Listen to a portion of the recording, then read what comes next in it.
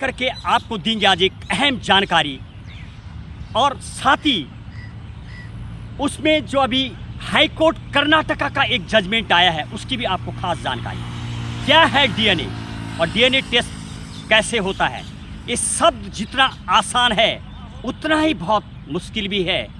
यदि आप डीएनए के बारे में जानकारी चाहते हैं तो उसके लिए आपको कोर्ट का आदेश जब मिलता है या जब सामने वाले की उसमें एग्रीमेंट होता है यानी हाँ होता है, तभी जाके आप डीएनए टेस्ट करवा सकते हैं। इसको फोर्सली अप्लाई नहीं करवा सकते आप, और कोर्ट के आदेश से ही संभव हो पाता है। आखिर एक केस की यदि मैं बात करूं, सेक्शन 112 इंडियन एविडेंस एक्ट के अधीन इसमें केस फाइल किया गया था।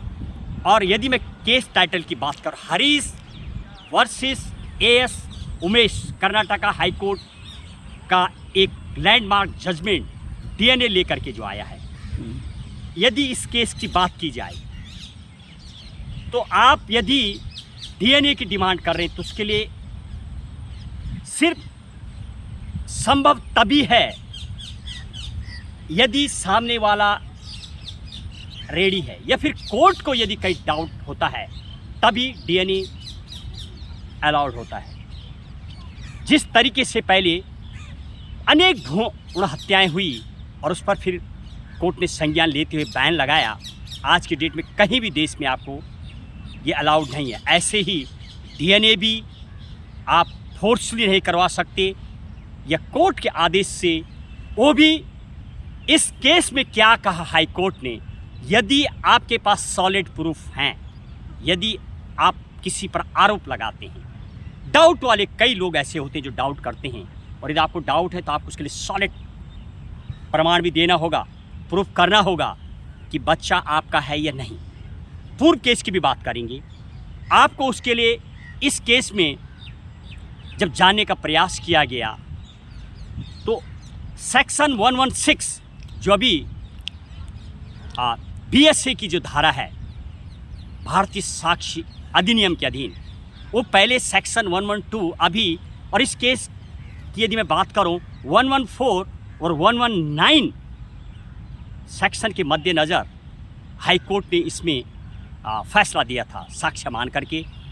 ये 114 या 119 का मीनिंग है कि सामने वाला कहता है कि ठीक है, आपको यदि लेना है डीएनए, आपको लेना है तो लीजिए, आप अपनी स्वेच्छा से यदि रेडी है तो वो उस सेक्शन में पड़ता है, उसमें कोई फोर्स नहीं है। या फिर कोर्ट को लगता है यदि ऐसा प्रूफ शामिल हुआ है कि विदेश में चला गया, 280 दिन शादी के बाद यानी 280 दिन से पहले बच्चा हो जाना, लाइक इस टाइप के जो नियम बने हुए हैं, वो यदि आपको प्रूफ भी करना होगा यदि आप आरोप लगा रहे हैं। अदरवाइज नॉर्मल में डीएनए जैसा शब्द, डीएनए जैसे टेस्ट अलाउड नहीं होते हैं और नहीं किए जाते हैं। यदि आप पूर्व केस की बात करेंगे तो नारायण दत्त तिवारी वाला केस आपने यदि बहुत चर्चित रहा है।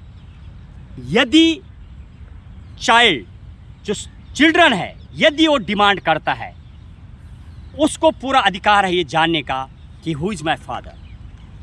और ऐसा एक केस सुप्रीम कोर्ट में भी पूर्व में हुआ है जहां पर चाइल्ड के मद्देनज़र रखते हुए चाइल्ड ने डिमांड की थी कि who is actually my father.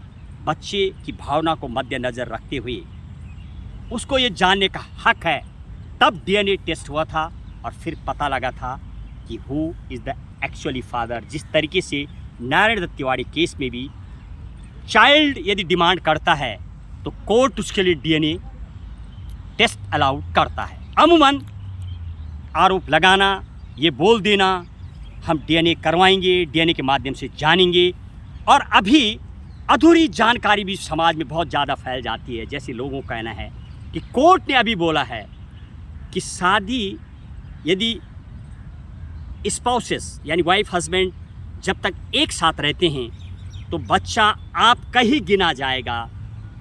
एक शादी की एक निष्पक्षता और शब्द एक शादी जैसे पवित्रता को बनाए रखने के लिए इस पे कोडिंग करते हुए ये भी कहा गया है शादी सबकी पवित्रता के लिए ये भी बहुत ज़रूरी है कि आप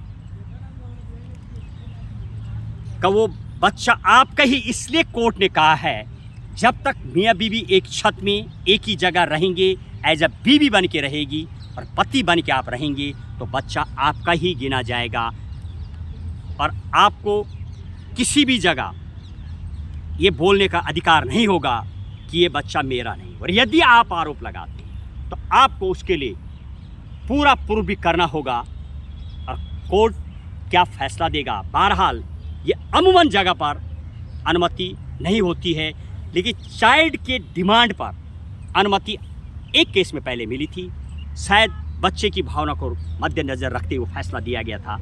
और अभी किसी पति और पत्नी के डिमांड पर यदि ऐसा चालू हुआ तो आप अंदाज़ा लगाइए सारे लोग तमाम यही मांग करते रह जाएंगे। जहाँ भी डाउट हुआ, वर्किंग महिला या पुरुष जो भी है, आर्टिकल 14 का उल्लंघन, आर्टिकल 20, 21 का उल्लंघन साफ कहा जा सकता है, और आर्टिकल 19 का भी, प्राइवेसी ऑफ लाइफ।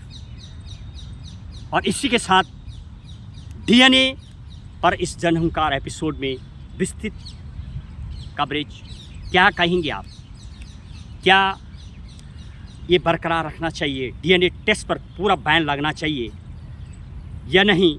और क्या कोर्ट का जो फैसला है कि जब तक मियाँ बीवी साथ रहेंगे उस दौरान जो बच्चा होगा वो आपका ही गिना जाएगा? बिल्कुल सही फैसला ये बोला है कोर्ट ने कि आप आरोप नहीं लगा सकते, बच्चा आपका ही गिना जाएगा कानूनी।